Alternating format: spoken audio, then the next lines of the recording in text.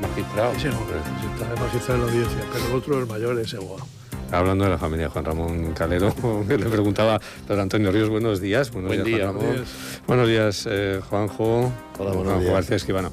Estábamos hablando de que la universidad está muy infantilizada. Claro, yo veo a mi nieto y yo veo ahora, Juan Ramón, es que estamos viendo correr las generaciones a una velocidad tremenda. Además es que últimamente se está muriendo gente que antes no se moría, ¿eh? Sí. Bueno, y algunos estornudan. Le estaba preguntando Pedro Antonio a Juan Ramón sobre el legado, ¿no? Lo que supone el legado de dejar un bufete de abogados, ¿no? Que pusiste en marcha en su día y que luego, bueno, la generación siguiente pues continúa, ¿no? Y dices, bueno, pues esto... Y expande. No sé, ¿no? Sí, luego pasa que está bien, yo me siento orgulloso de mi descendencia y de que continúen lo que yo empecé. Pero siempre recuerdo por el poema de Antonio Machado, dejar quisiera mi verso como deja el capitán su espada.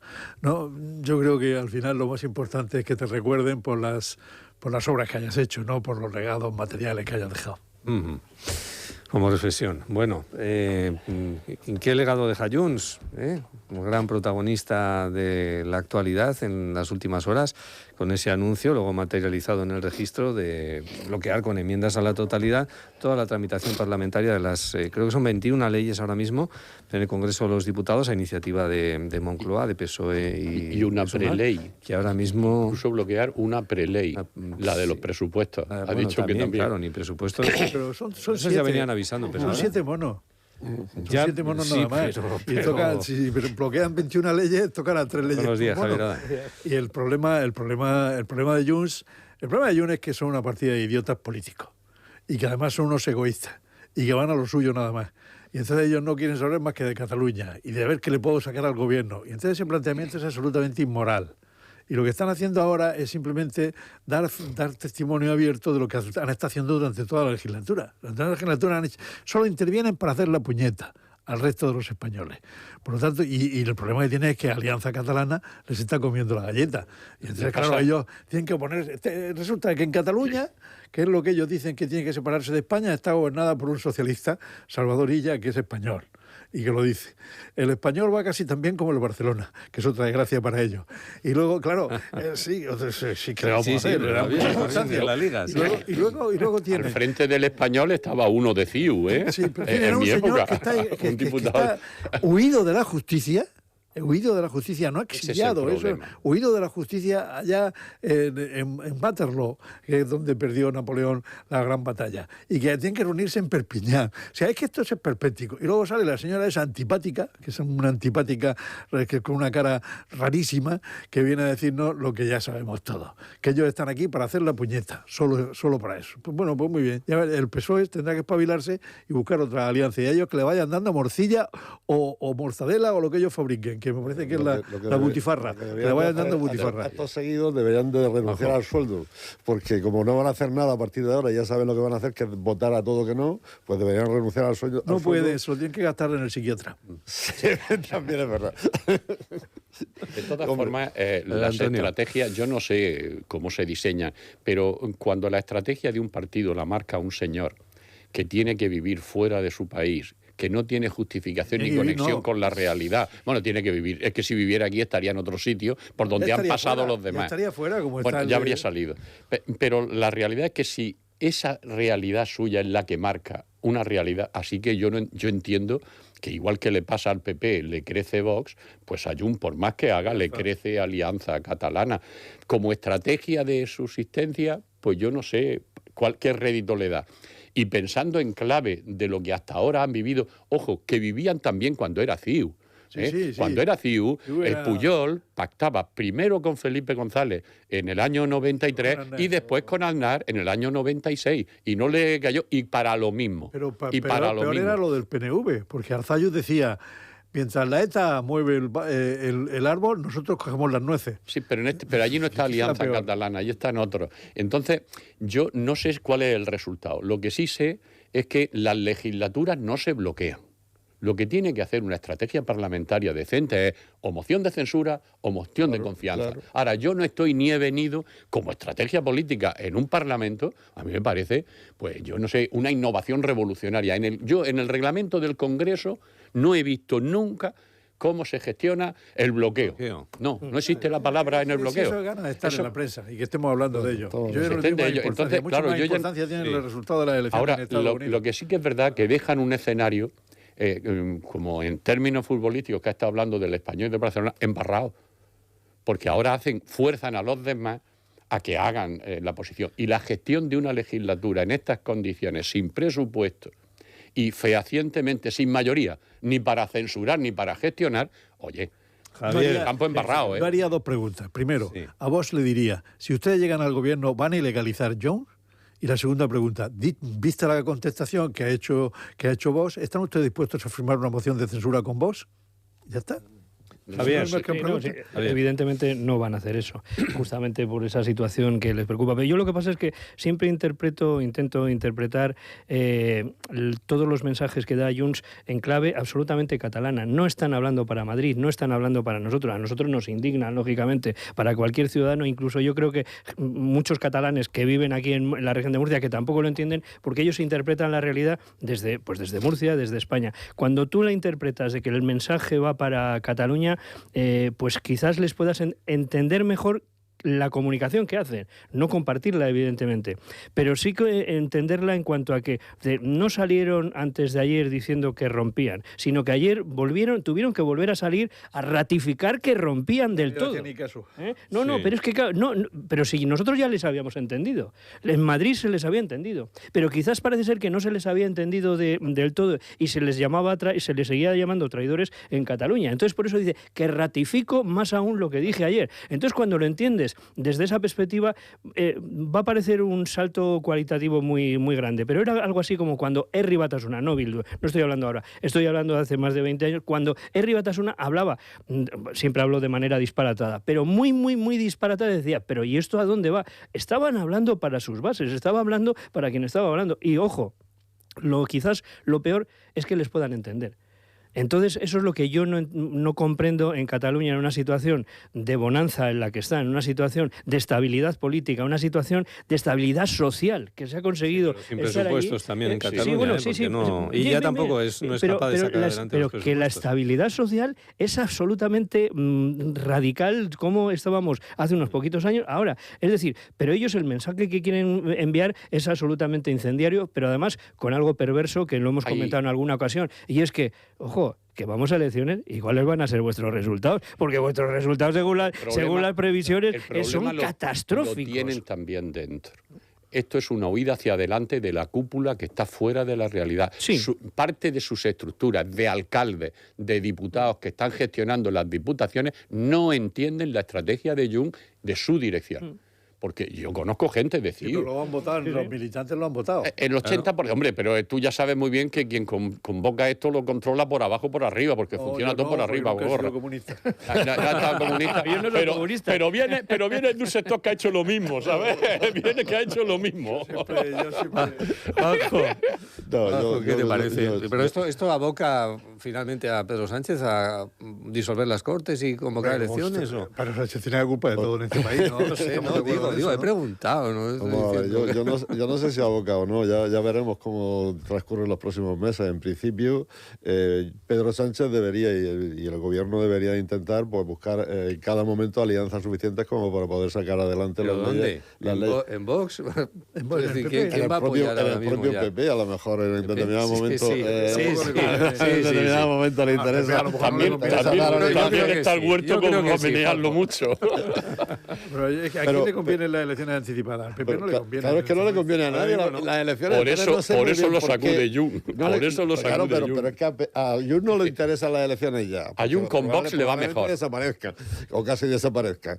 La propia Cataluña yo dudo mucho de que entiendan su mensaje, a pesar de lo que tú decías. Yo creo que los empresarios están empezando a decir, oye usted, señor, y Junts no es un partido de los obreros, es un partido de los empresarios. Entonces, en ese sentido, no sé muy bien a lo que está jugando. Están de manera desesperada, porque entre otras cosas yo creo que lo que sí que vemos, los que leemos habitualmente las noticias de Cataluña, nos metemos en los periódicos, La Vanguardia y demás, en el que dices, pero vamos a ver, es que la situación de Puigdemont es absolutamente insostenible, ya más allá de lo que ocurra. O sea, pero para el empresario, ¿de qué sentido tiene? ¿Cuál es el significado? ¿Hacia dónde nos lleva el aguantar a este personaje allí? O sea, es decir, es ineficiente desde todo todo punto de vista. Lo que pasa es que eso, a la desesperada, pues claro, tienes que intentar lanzar ese mensaje para sobrevivir. Vemos hoy las portadas de los periódicos nacionales y vemos que La Vanguardia no dice nada prácticamente de la ruptura. Y sin embargo lo dicen todos los periódicos de Madrid. Con lo cual ese mensaje para Cataluña no lo veo muy bien, porque el principal periódico de Cataluña resulta que no lo recoge.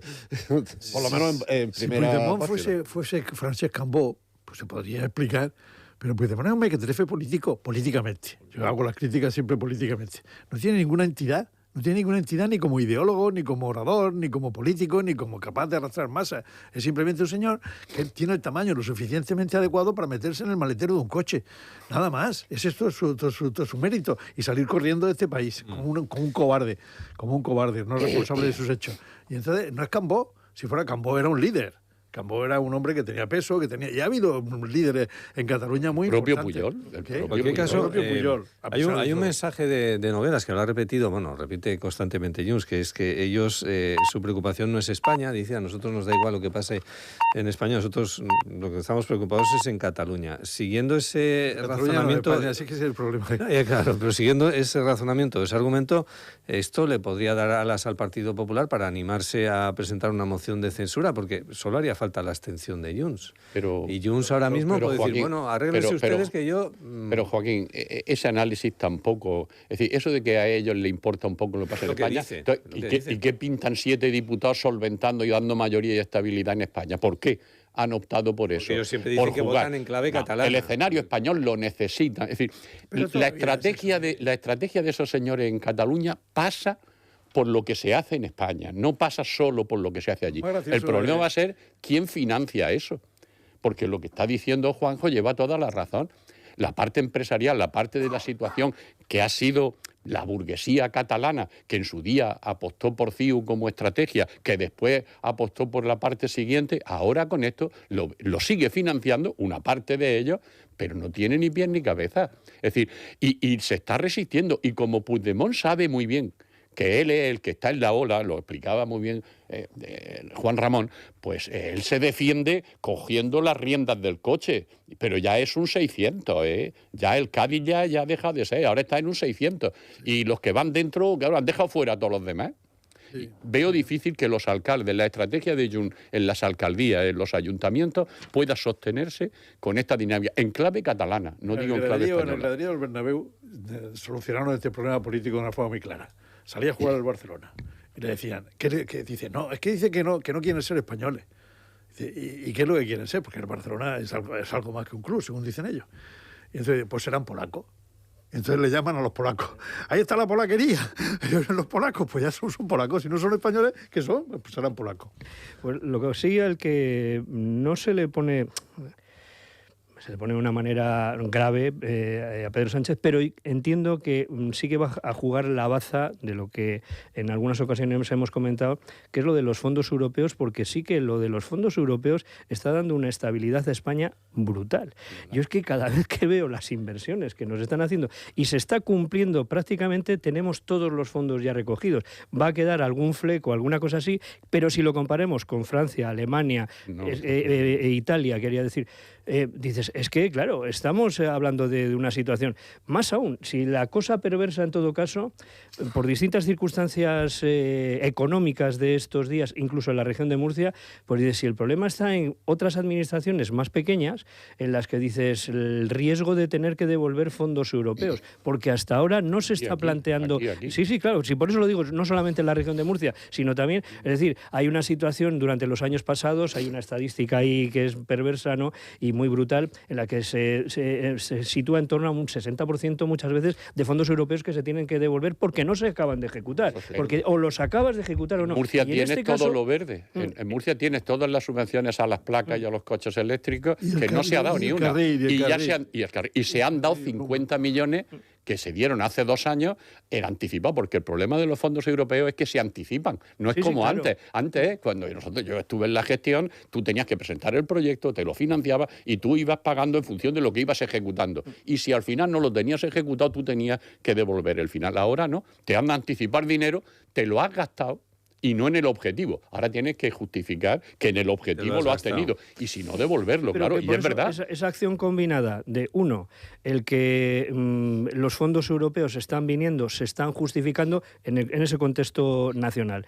Y dos, que resulta que esa ejecución hace que las empresas, la economía española, la economía grande, quizás no la real, que esa es la que algún día tendremos, o hoy mismo podríamos abordar en base a los distintos informes de pobreza en los que son absolutamente demoledores. Eso lo quería plantear. Sí, yo, por eso, ahora entonces, mismo. eso, el pero otro que día esa estuvimos hablando acción un poco. combinada, El informe fondos FOESA. europeos y tal, parece que los presupuestos no cuentan siempre que tengamos dinero de Europa. Yo creo que no es así, pero que no deja de ser un refuerzo y un potencial para, bueno, seguir esperando para el momento más oportuno para esas elecciones, sean antes o en 2027. Veremos a ver qué es lo que pasa. Y Sí, además eso lo he dicho por el propio Pedro partidos. Sánchez, lo ha dicho, que se podía gobernar sin presupuestos porque había que gestionar los fondos europeos. Y lo dijo así. Y esa es la razón, porque dijo, Y además y no si no hay tienen la presupuesto traba para continuar la legislatura, del dijo, pues coste. sí, porque hay que gestionar los fondos europeos. Al ministro Cuerpo ni siquiera le llaman para que comparezca, porque es verdad que es que la economía en los grandes datos, no en los pequeños como vamos a ver ahora, pero en los grandes datos, pues sí que, oye, hay que reconocer que y en va los bien. medios, si no hay nadie, es decir, si las situaciones fueran tan estridentes como parecen, la gente estaría en la calle. El problema es que hay una estructura y una capa social y una capa económica que funciona. Y aquí los mecanismos funcionan. Es verdad que con la expulsión de lo que llamamos franja de pobreza severa, porque ahora ya en la pobreza también tenemos que establecer estándares, ¿no? Vamos a profundizar en ese asunto. Sí, llama la atención esa tranquilidad, por ejemplo, que el hecho de que 2,5 millones de funcionarios y personal al servicio de las administraciones en este país llevan congelado el salario durante los 11 meses de este año y nadie se haya quejado cuando está perdiendo poder adquisitivo, ¿no? Bueno, es una de las cuestiones que llama mucho la atención. Quizá con otro gobierno, ¿no? Igual no habría tanta paz, digamos, social, entre comillas, en estas cuestiones. Es decir, bueno, oiga, que llevo desde todo el año que no me han subido el salario. Pero y la sin embargo, proyección, bueno, ahora la proyección internacional de España, la proyección internacional de España es de solvencia y de buena gestión. El FMI acaba de publicar hace poco los datos en general de la economía. La economía funciona. Pero la verdad que hay una brecha de la desigualdad. Claro, sobre todo, y hay un dato es también muy grave. que es, Juanjo, pero la dualidad en Estados Unidos se ha dado la progresiva y ha destrucción explotado, y aquí no explota. Sí, la progresiva destrucción de la clase media, que viene a poner en evidencia, además de los datos de la pobreza, como apuntaba Pedro Antonio, este informe FOESA de Cáritas. Es decir, hay menos clase media ahora mismo en nuestro país que hace 5 o 10 años. Sí, efectivamente la estructura social del país está cambiando y está cambiando no desde hace poco, sino desde hace ya unos decenios. Desde principios del siglo XXI, finales del siglo XX, empezó a cambiar. Donde había una estructura social que era parecida, los sociólogos la llamamos como barril de cerveza, como barril de vino, porque había pocos ricos por arriba, mucha clase media y pocos pobres, pues resulta que ahora se empieza a hacer en pirámide. Hay pocos ricos por arriba, empieza a bajar la clase media y son poca clase media y empieza a haber más pobres. Esa es la realidad de no solo de la sociedad española, sino también de las sociedades occidentales que están cambiando la estructura social. ¿Eso qué significa? Significa fundamentalmente que hay más distancias sociales. Todo lo que en el siglo XX se trató después de la Segunda Guerra Mundial de crear estados de bienestar, donde la clase media de alguna manera se iba expandiendo y había menos distancia social entre los de arriba y los de abajo, pues ahora empieza a haber cada vez más distancia social. Empieza a producirse más distancias que generan que los de abajo tengan cada vez más niveles de pobreza. Es verdad que hay distintos niveles de pobreza, no es lo mismo el estar en riesgo de exclusión que el estar en pobreza severa, pero es verdad que los niveles de pobreza, los niveles de exclusión cada vez son mayores. Aquí en la región de Murcia, según dicen los últimos informes, aproximadamente casi 1 de cada 3 personas estaría en riesgo de exclusión. Entonces, en ese sentido, y si nos vamos a los jóvenes y a los niños, todavía mucho más. Entonces, en ese sentido sí que se está produciendo una situación de desigualdad, pero que, insisto, no solamente es cuestión de España, es cuestión de todo el mundo occidental, de alguna manera está pasando lo mismo. Y lo que habría que hacer son políticas de distribución de la riqueza. Eso significa mantener servicios públicos, buscar redes de protección, etcétera, etcétera, que se están desmantelando. Hoy por hoy, aquí lo que se está haciendo es mirar todo en términos mercantilistas y, por tanto, no mirar los servicios como servicios públicos, que es lo que hay que mirar. Y hay además otro riesgo. Afortunadamente, yo creo que los grandes partidos políticos europeos y en España debería ser así, en el Partido Popular también, como gran partido conservador europeo, tienen que tener grabado a fuego cuáles son los instrumentos políticos para luchar contra la desigualdad. Porque la desigualdad al final perjudica la propia convivencia. Claro. Es una cosa tremenda y un político tiene que estar preocupado por eso, no por Begoña Gómez, por eso. Y por eso significa lo que tú has señalado. Es decir, no se puede permitir las políticas públicas que lo que hacen es privar de financiación a los grandes servicios públicos. Eso es un disparate. Y dice, no, yo no lo hago con intención, es que no tengo presupuesto. Bueno, usted lo que está haciendo es favorecer, por ejemplo, una sanidad privada.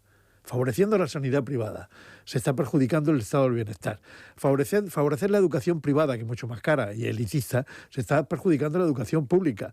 La educación, la sanidad, las pensiones, los grandes pilares del estado del bienestar tienen que ser prioritarios para la derecha y para la izquierda. La política social. Además, otro instrumento que se olvida, que es la reforma del sistema tributario. El sistema tributario es fundamental y nadie quiere hablar de eso. El impuesto de sociedades es un disparate en este país. Porque el impuesto de sociedades resulta que tiene una serie de bonificaciones y una serie de boquetes que hacen que las grandes corporaciones paguen menos que una pequeña sociedad limitada de un autónomo que ha constituido una sociedad limitada. Y eso no puede ser. Eso allí además influye el escándalo del despacho ese del equipo de economía de Montoro, que introdujeron reformas legislativas. Pero también el impuesto sobre la renta de las personas físicas. Y hay que tener en cuenta que los impuestos indirectos son gravemente injustos, porque no se tiene en cuenta la capacidad económica de las personas. Y eso lo tiene que decir una persona de izquierdas o una persona de derecha. Lo tenemos que decir todos como un mensaje común que deberíamos dar a la sociedad. Es la gran aportación de Europa en la generación de un estado del bienestar que ha ido recibiendo a lo largo de los siglos mucha evolución de inmigración, Alemania, Francia, Italia, y sin embargo no se ha resistido y ha mantenido. La seña de identidad de Europa no es solo el humanismo, que lo es, sino también el estado del bienestar. Y el estado del bienestar se está descomponiendo en la medida que entra más el concepto eslavo, el concepto inglés, el concepto americano, donde esa seguridad no funciona, ¿no? Pero es que en este país lo que se está haciendo es caminar a más. Es que las políticas que se están haciendo, decíamos lo de la pobreza, el riesgo de exclusión y la pobreza severa, que son dos grandes franjas al análisis de la pobreza. Pues hay una estructura social a través de ONG, de fundaciones, que la atiende, que se les ha debilitado en los últimos años. Yo colaboro con Murcia Acoge en lo que es la atención y acogida de la gente inmigrante en las clases de español para que puedan defenderse, y cada vez tienen menos recursos. Se está desmontando toda una estructura por una concepción, llámale cristiana, llámale humanista, que la sociedad ha ido generando. Y tú ves cómo ahora mismo todas las grandes bloques, tú ves ASIDO funcionar y lo ves funcionar con fuerza, porque lo ha cogido la parte de la sociedad y busca la gestión de la institución. No solo estamos hablando de servicios públicos funcionando dependientes de funcionarios y empleados públicos, sino la red social de acogida y de atención. Y esa es la que se está quebrando, porque la atiende fundamentalmente clases medias. Y se vuelca en ella. Hay otro elemento ahí que yo creo que es transversal en toda Europa y que en España está incidiendo de una manera especial, en el que vemos que hay asalariados, es decir, gente trabajadora que está dentro de esa franja. Está en la pobreza, Y a cualquiera lo podemos identificar cuando decimos familia monoparental, que normalmente suele ser la parte de la mujer, con 1 o 2 hijos, y de repente, claro, una percepción de un sueldo medio, el sueldo medio de España, que siempre nos dicen en el entorno de los 1.300 euros, poco por encima del salario mínimo. Es que te pones, ¿cómo corcho vas a poder vivir? O sea, esa familia lo va a pasar muy mal, esos niños lo van a pasar muy mal. Entonces, claro, no hay esa redistribución de la riqueza que en otros momentos sí que ha habido. Vamos, yo creo que nadie hemos conocido hasta ahora eso de esa situación en la que alguien conseguía un trabajo, pero seguía siendo pobre. La verdad es que aquí es muy peregrino. Sí lo hemos conocido en Estados Unidos, porque siempre se decía eso de gente que tenía 2 y 3 trabajos, porque lo de 2 y 3 trabajos de aquí era para mejorar mucho cualquiera. Yo lo hablo por mi familia, en el que decía, claro que mi padre tenía 2 trabajos, pero joder, para poder tener una segunda casa y una tercera casa en el campo, pero no para sobrevivir. En este caso es que estamos hablando de esa situación cruzada en la que dices, para poder pagar las facturas. Hay una realidad además de eso, y es que la comunicación entre, llamémosle, las clases, ese pasar de que yo estoy en esta situación, pero puedo pasar a esta, y estoy en la clase y puedo pasar a esta, esa comunicación entre esa estructura social también se está quebrando. Y todo lo que son franjas de economía, de pobreza severa o de pobreza en exclusión, sigue estando, y es muy difícil salir de ella, a pesar de las políticas de becas, a pesar de los apoyos que se le da, ¿no? Y nosotros, sociológicamente, nos hemos valorado para ver esa caída de clase media, pues esta realidad que tenemos. En España hoy tenemos un 10% de inmigración presente, y esa inmigración es la que está teniendo esa realidad de que cobro 50 euros hoy, mañana no trabajo, yo los tengo en las clases, he ido a trabajar hoy estoy contento, y se tiran 3 días sin poder ir a trabajar. Es decir, que el trabajar no le saca de la pobreza, porque estamos en esa franja sin salir de ahí. Eso no va a llegar a la clase gente media. Con un trabajo estable, fijo y remunerado de todos los días, pero que resulta que a lo que llega a final de mes es a ese salario que no a pagar da para el alquiler. Hace aproximadamente 20 años, un gran sociólogo francés que se llamaba Norbert Elias decía que los grandes pilares de la Ilustración se estaban derrumbando. Estábamos en un cambio societal. Y los pilares de la Ilustración, según Norbert Elias, uno de ellos era el trabajo. Y decía, cuando uno trabaja, evidentemente tiene que tener para poder vivir y vivir bien. Ese pilar se está derrumbando y efectivamente hay gente que está trabajando y trabaja mucho y no tiene suficientes medios para poder vivir bien. El segundo pilar que decía Norbert Elias era, siempre vamos a mejor. Hoy día tenemos a nuestros jóvenes pensando que van a vivir peor que sus padres. Por tanto, ese pilar también se está empezando a derrumbar. Y el tercer pilar era, creemos firmemente que la ciencia nos salvará. Hoy día hasta la ciencia la estamos cuestionando. Entonces, en ese sentido, los pilares de la Ilustración efectivamente están de alguna manera tambaleándose. Y estamos construyendo algo que todavía no sabemos muy bien lo que es. Una sociedad donde la IA va a quitar muchísimos puestos de trabajo, los está quitando ya, donde no sabemos hacia dónde vamos con la emergencia climática. El próximo lunes se celebra una nueva conferencia de la conferencia climática. Tenemos muchas incógnitas en nuestro mundo en el que vivimos. Me parece normal que haya un sueldo de $1 billón. Y no es normal que haya una paga extra, una indemnización. Algunos amigos bancarios, yo recuerdo además de alto nivel, que siempre decían, vamos a ver, ¿cómo puede haber una persona tan inteligente que produzca más que 20, 30, él lo decía a escala española, ¿no? Decía que piense más, que gestione mejor, que impulse más la riqueza que 20, 30 ingenieros, 20, 30 abogados, 20, 30... No puede ser, una persona es una persona, ¿no? Pero que dices, aquí parece como dices, no, es que ha conseguido una situación en la que puede retorcer esa ley para que al final diga, ¿verdad que vais a apoyar todos el que tenga un sueldo de $1 billón? Y aplauden, la verdad es que aplauden. 10.000 millones son, no son el billón nuestro. Es el billón, no, es 1.000 millones de no está dólares. mal, ¿eh? No está mal tampoco. De dólares, ¿no? Oye, 1.000 millones. Sí, no, bien. Sí, bien. pero eso ya lo estudió Schumpeter al principio del siglo pasado, cuando hablaba de las retribuciones de los distintos factores de producción. Y entonces él se refería a que por qué se retribuye al empresario. El empresario, y entonces él hablaba de que los trabajadores ponen su trabajo, el capitalista pone su inversión y tal. Y el empresario, ¿qué pone? Organiza los factores de producción para colocar bienes y servicios en el mercado y se le retribuye las noches de insomnio. Y eso es verdad, porque el empresario es el responsable. No tiene pinta de noches de insomnio ese hombre, ¿eh? No, ¿quién? Schumpeter. Sí, Elon Musk. El Elon Musk no tiene pinta de que no le veo cara de insomnio, ni de preocupación. Es de retribución también de un capitalista. Es que hay que distinguir entre el capitalista y el empresario.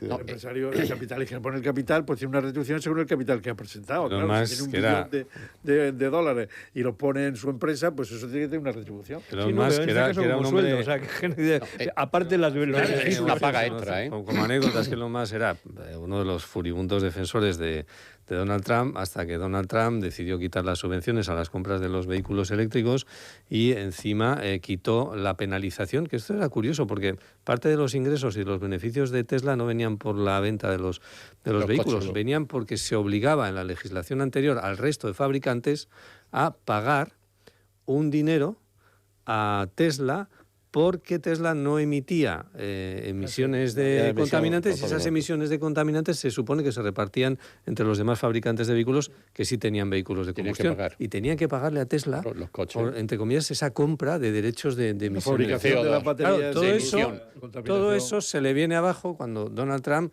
emprende esas políticas antiverde, ¿no? Por cierto, que yo entonces, creo, claro, se enfadó muchísimo y se fue. Creo, Joaquín, que ha habido una noticia muy importante que se ha producido esta semana que yo creo que deberíamos de hacer un breve comentario, y es la reacción del Partido Demócrata en Estados Unidos. Es decir, la recuperación. Hay tres hechos, hay cuatro hechos importantes. No solamente pasa con Virginia, con New Jersey y con la alcaldía de Nueva York. Es que el gobernador demócrata de California ha logrado aprobar una reforma de la ley electoral para redistribuir los distritos de forma, en el salamandreo político, es decir, en forma de salamandra, de forma que los votos le favorezcan al Partido Demócrata. ¿Qué es lo que está haciendo? Lo que ha hecho Trump, lo está haciendo al revés. Claro. Entonces yo creo que es una reacción muy saludable del Partido Demócrata que yo creo que debe sembrar la esperanza en que no podemos perder del todo la confianza en la democracia americana.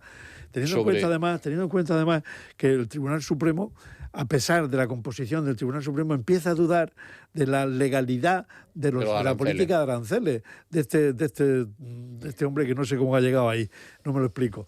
Y claro, yo creo que eso es una además esperanza. no es solo un problema electoral, es un problema social. Es que los vuelcos y las distancias electorales que se han generado con más participación en el caso de Nueva York, que han llegado a los 2 millones de votantes, y ha llegado con una aparición de rechazo a las políticas. Es decir, se ha ganado esto contra Trump. Sí, pero en Nueva York siempre ganaba los pero en Nueva York y en las demás.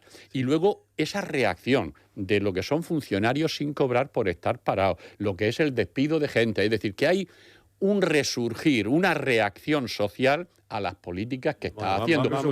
Vamos a verlo porque hay un Estados Unidos que no es Nueva York, o que no es California, y que es el que soporta electoralmente las políticas de Kansas. Hoy estaba leyendo estos días, no sé si hoy o ayer, en algunos reportajes de la prensa norteamericana, interpretando un poco la victoria del alcalde de Nueva York, un alcalde socialista, dicen, porque es, digamos, el ala más el ala más social, digamos, dentro del Partido Demócrata, ¿no? Mayor, lo del candidato mayor. Y la explicación que estaban dando esta mañana, creo que era CNN, que traían ese análisis, decía, porque es que Nueva York es una ciudad de las ahora mismo de las más pobres del país, a pesar del escaparate que tenemos, de los ciudadanos me refiero, de los ciudadanos que viven hay barrios enteros que viven, que se enfrentan a una ciudad carísima, con muy pocos recursos. Entonces, un mensaje como el que lleva ahora este nuevo alcalde de Nueva York, que es, voy a bajar las tarifas del transporte público, las voy a hacer casi gratuitas, voy a bajar impuestos y voy a subir los impuestos a la gente que más recursos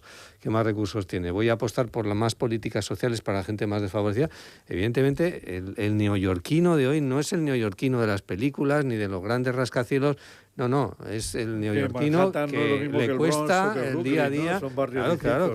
Y mira que están cerca. No es una ciudad rica, a pesar de esa imagen que se proyecta. Pero yo lo que quería resaltar es que sí que hay una reacción social. Eso. Yo no sé si el Estados Unidos profundo, la zona esta agrícola, rural, profunda, va a tener la misma reacción o no.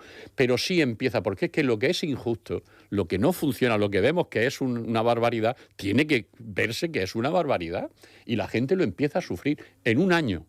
Este hombre parece que lleva mucho tiempo, lleva un año gobernando. Hay gente importante de los jóvenes. Y los jóvenes, y la participación de los jóvenes. Ahí esa nueva participación. Hay gente muy dura de morir. Viniendo a la región, ¿qué os parece el pulso de Consejo de Gobierno los jueves, sesión de control al Gobierno los jueves, en la Asamblea? Pues que no es saludable. Que no es saludable. Yo no sé las mayorías cómo se forman. ¿Cómo han formado la mayoría? Porque el Parlamento lo dirige una mayoría. Ha votado PSOE, Vox y Podemos. Bueno, pero vamos a ver. Bueno, en este caso Podemos, ¿no? Porque en la Junta de Portavoces. Pero ¿y Vox entonces está en el Gobierno, apoya al Gobierno o no lo apoya? Es que no entiendo esto. Claro. Es decir, ¿Vox que juega al teto o qué? ¿Jugamos a repartir las cartas? No entiendo. Es decir, me parece poco presentable que quien tiene la mayoría y ha compuesto una mayoría en el Parlamento y por tanto tiene una mayoría para gobernar, monte un número en lo simbólico, que es en la sesión de control. Es decir, oiga, ¿van a controlar? Pues no vamos ahí. Que ha perdido la mayoría, es que Vox no lo tiene ya a favor. Vox le está poniendo muchos problemas. Pues entonces tendrá que verse cómo pasa en otros lados, cómo va a funcionar en la relación con el Parlamento. Vamos a ver qué pasa en Valencia, porque es la misma situación. No. Es decir, ¿Vox va a apoyar o no va a apoyar? Aquí los presupuestos no. Mientras no haya elecciones generales, Vox va a jugar a todo. Que Vox va a jugar a todo mientras no haya elecciones. Si Vox no apoya al gobierno, pues lo normal es que efectivamente hay un acuerdo en la asamblea, pasa la oposición, hay un acuerdo en la asamblea y se tiene que cambiar el Consejo de Gobierno de día, que lo cambien. Claro. No deja de cambiar, no lo va a cambiar. Dice, López Miras no está dispuesto a cambiar. Pero si él tiene que ir en determinado momento a la asamblea porque la asamblea se lo exige, él tendrá que ir y no estará en el Consejo de Gobierno. Porque quiera o no quiera. Quiera o no quiera. O sea no deja de ser una especie de juego político infantil, que transmite además a la población esas situaciones que dice, vamos a ver, primero, la Asamblea Regional siempre ha estado muy alejada del ciudadano a pesar de llevar a los niños a visitarlo y demás. Porque tú preguntas... No, pero no solamente eso, sino que además tú le trasladas a la ciudadanía preguntas a los que tienes alrededor. 10 años he estado yo allí. Sí, lo sé, y haciendo muy buen trabajo. No, pero que esa es una cosa... Otra cosa es la percepción que tiene ese ciudadano. Dice, bueno, pero esto, ¿qué están jugando? A fastidiarse los unos a los otros, pero ¿para qué? ¿Cuál es la sustancia, no? Entonces dices, alejada en cuanto a que no se le percibe como un organismo que de verdad tenga una trascendencia importante para los ciudadanos, para su vida cotidiana. Pero no solamente eso, sino que dice, pero me estoy enterando ahora de que trabajaban y resulta que para un día que trabajan encima lo intentan coincidir, porque eso es lo que te encuentras en la calle. Es decir, que hay una responsabilidad, a mi juicio, política en la que dices, hombre, hay que trasladar no enfrentamientos que son eso como de nivel muy ínfimo, sino decir, no, aquí lo que se hace es trasladarle a usted, gestionar usted... legislar para que su vida sea mejor, para que no haya esos problemas de pobreza. Y en cambio, en lugar de eso, lo que se traslada es una especie de enfrentamiento ahí en el que dice, como no tienes el Partido Popular, como no tienes mayoría absoluta, pues te vamos a decir quién manda en casa. ¿Y quién manda en casa? Pues mira, ponemos aquí los jueves y así lo tienes que modificar tú, porque ¿qué otro sentido tiene? ¿Por qué tiene que coincidir en el mismo día? Cuando además nunca ha ocurrido. Y no se ha explicado con nada que sea, dicen, no, es que la razón es muy solvente.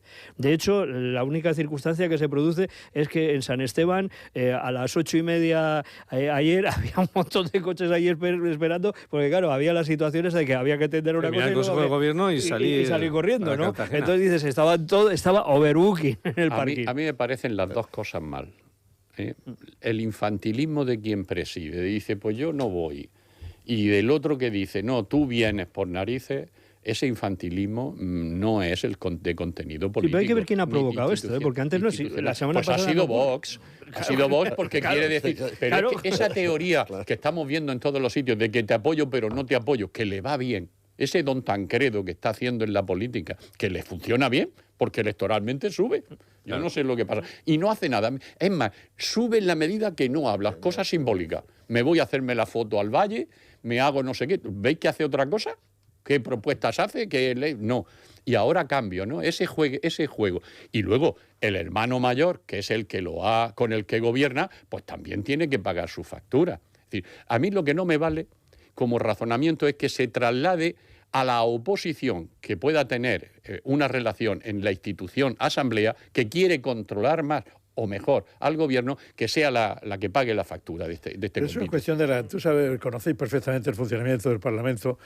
Yo he estado 4 años en ese Parlamento, pero he estado 11 años en el Congreso de los Diputados, y es cuestión de la mesa y de la Junta de Portavoces. En la mesa y en la Junta de Portavoces, el Gobierno debería tener más influencia del que tiene en la actualidad. Y esto lo que pone de manifiesto es que el Gobierno está ahora mismo en precario y que le pueden cambiar el calendario porque ni controla la Junta de Portavoces ni controla la mesa. Pero yo no lo sé. Lo triste es que se lo cambian no en la política, se lo cambian en que te traigo y que te llevo. Es que eso te da una impresión de decir, oye, toma 5 duros y cómprate un chupachup. Es que yo no sé. Sí. Es una impresión. Tiene días a la semana para que López Miras debería ser mucho más flexible. Pero si es que, pero lo demás, ¿cómo se van a poner de acuerdo? No, si no puede. No me refiero a la No, censura. en las políticas me refiero, Juanjo. ¿En qué se va a poner de acuerdo el PSOE con Vox? No, pero ¿y Vox con el PP? pero si si es que se sale tiene que mira, poner de acuerdo sale el Vox con el PP. No, ya, Con él con el que se tiene que poner. Mira a la tribuna y dice, vamos a ver, la soberanía popular de la región de Murcia reside aquí en esta asamblea. Lo que diga la asamblea es lo que yo voy a hacer. ¿Cuándo quieren ustedes las sesiones de control? ¿Los jueves? Pues yo pongo el gobierno el miércoles, claro. el Consejo de Gobierno el miércoles, y dice eso y queda. Ahora, como aquí voy de chulo yo y para chulo yo y para guapa mi novia, eso no puede ser. No puede ser entre dos poderes. Claro. Eso es el Sobre todo infantilismo del que habla Pedro Antonio. La imagen institucional, es decir, lo que se está dañando es a las dos instituciones.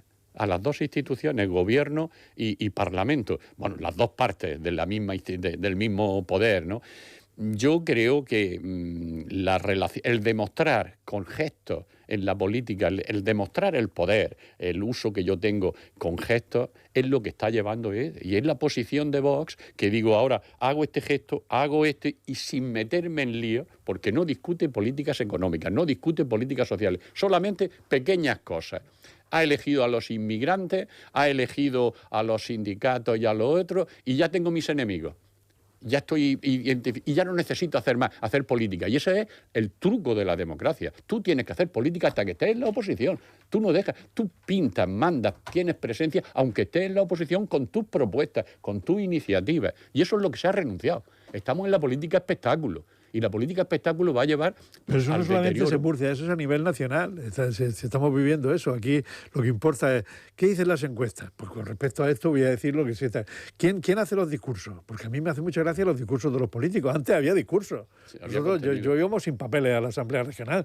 Yo no toleraba que mi jefe de prensa me dijera lo que tenía que decir, ni muchísimo menos. Tú decías lo que te salía. Algunas veces te equivocaba y otras veces acertaba. Pero ahora la gente lee un papelico. El papelico que le ha escrito el jefe de prensa. Yo haría presidente de la Comunidad Autónoma de Madrid a Miguel Ángel Rodríguez y no Isabel Díaz Ayuso, que es el que escribe los discursos. Bueno, Igual marca la agenda. Es que igual le pasa a los líderes a nivel nacional. Tú ves a un líder a nivel nacional que hace una comparecencia y hace un pronunciamiento relamido, preciso, memorizado, escrito por alguien. Y entonces dice, esto y no transmiten porque no son sinceros. Bueno, pero Son muñigotes. así te va bien porque no se sale del carril, y si no te sales del Claro, carril, es que a lo mejor- o en la foto aquella que decía, ¿no? ¿Os acordáis de Alfonso Alfonso Guerra, Guerra, ¿no? no sale Esto en la sigue, foto. ¿no? Esto sigue, ¿no? Sí. Porque veo que ha entrado. Sí, esto sigue. Nos vamos, 9:30 de la mañana. Gracias, Pedro Antonio, Juanjo, Juan Ramón y Javier. La tertulia. Muchas gracias a vosotros. De los Venga. viernes, y efectivamente sigue, 9:30 de la mañana, como digo, y Mari Carmen Ramírez, que ya está aquí con las últimas noticias.